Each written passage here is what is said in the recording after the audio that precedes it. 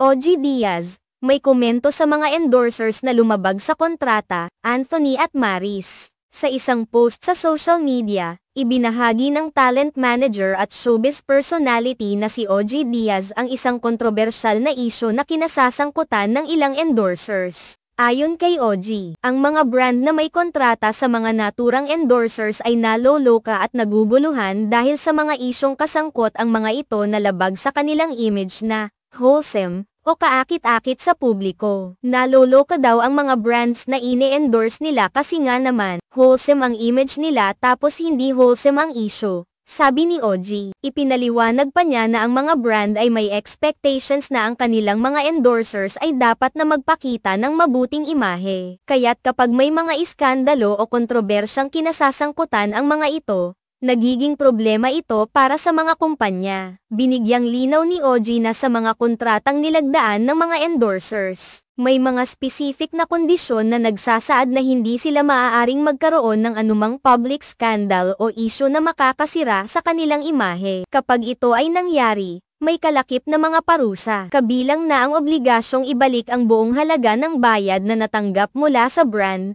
kasama ang mga karagdagang multa. Nakasaad sa contract yan na no public scandal dapat or else balik bayad with penalty, dagdag pa ni OG. Ito ay isang standard na kondisyon sa mga kontrata ng mga endorsers, kung saan binibigyan sila ng malinaw na guidelines at mga konsekwensya sakaling magkaroon sila ng problema sa kanilang public image. Ayon kay OG, hindi lamang ang mga brand ang nagiging biktima ng mga ganitong isyo kundi pati na rin ang mga endorsers na maaaring mawalan ng mga kontrata o magkaroon ng masamang reputasyon. Ang mga isyong ito ay may malalim na epekto hindi lamang sa mga kliyente ng mga endorsers kundi pati na rin sa kanilang personal na buhay at karera. Nagbigay din si OG ng isang paalala sa mga endorsers na mag-ingat sa kanilang mga aksyon at desisyon at magpakaingat sa mga hakbang na kanilang ginagawa sa publiko, lalo na sa mga isyong may kinalaman sa kanilang reputasyon.